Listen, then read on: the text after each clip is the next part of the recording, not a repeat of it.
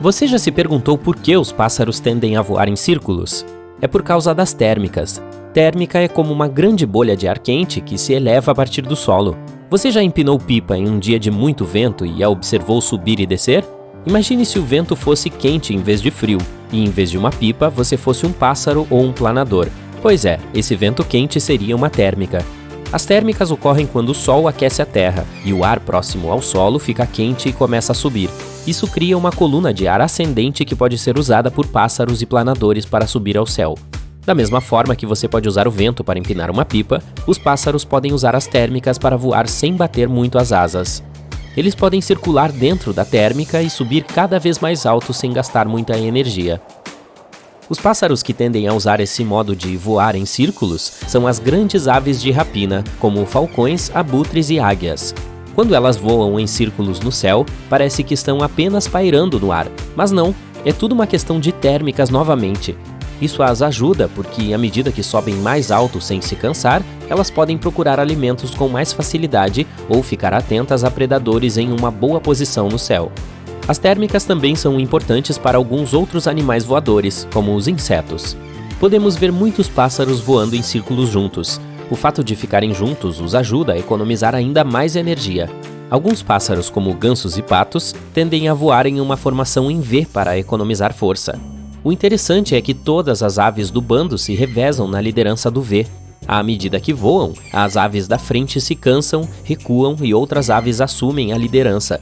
Dessa forma, todos os pássaros têm a chance de descansar e economizar energia. As térmicas também podem criar tempestades poderosas, como as trovoadas. E às vezes, quando vemos pássaros voando em círculos ou em forma de V, é porque pressentiram que uma tempestade está chegando. Isso acontece porque o mau tempo vem acompanhado de baixa pressão.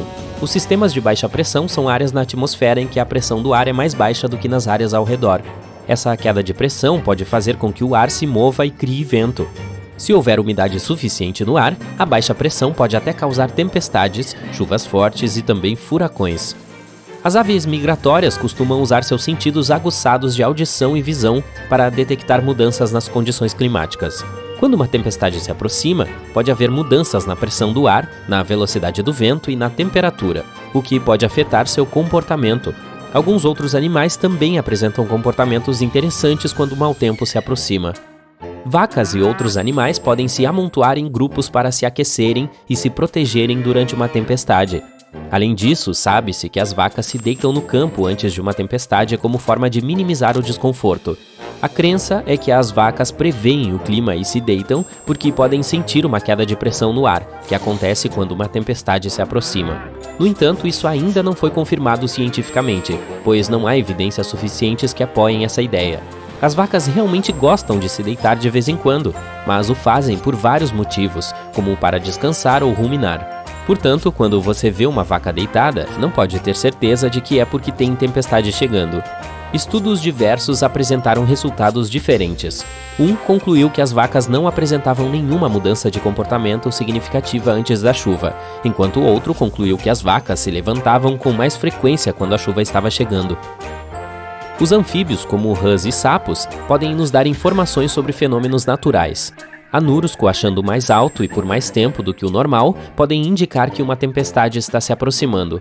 As rãs são sensíveis a mudanças na umidade e na pressão do ar e tendem a se tornar mais ativas e vocais pouco antes de uma tempestade. E em se tratando de sapos, pesquisas dizem que eles podem até prever terremotos. Isso ocorre porque antes de um terremoto, há mudanças na química das lagoas onde eles vivem. Mudanças no solo causam essas alterações, o que, por sua vez, faz com que os sapos fujam de suas casas. Os cientistas acreditam que devemos estudar esses padrões para prever terremotos com mais precisão. Os cães também podem sentir tempestades e trovoadas que estão chegando.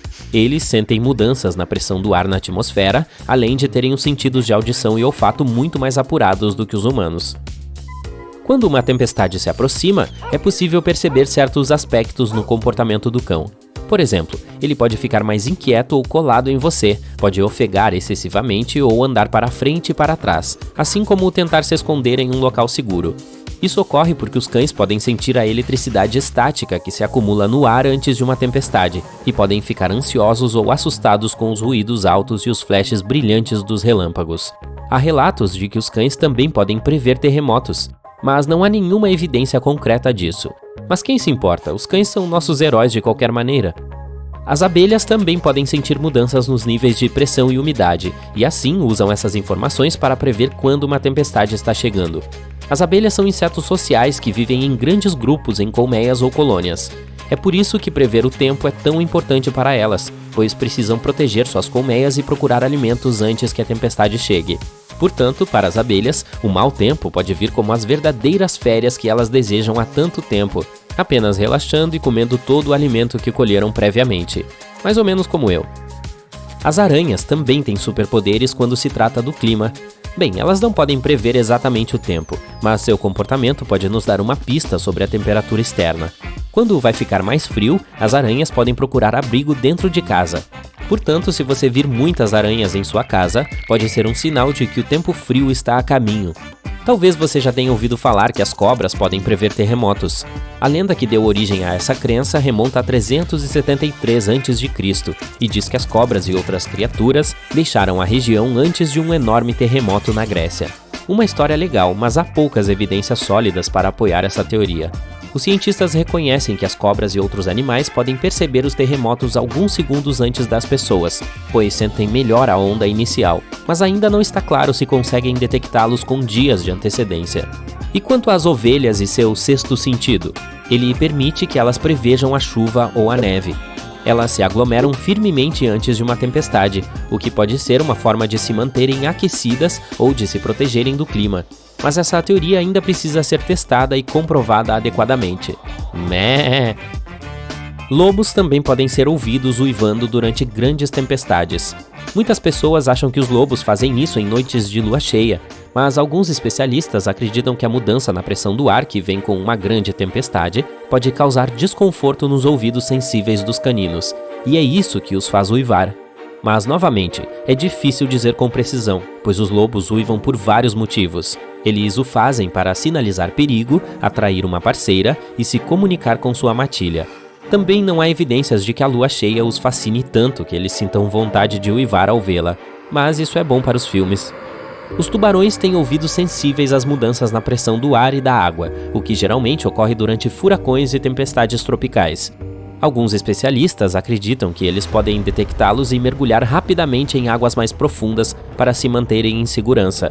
Estudos mostraram que os tubarões se comportaram dessa forma muitas vezes antes de tempestades.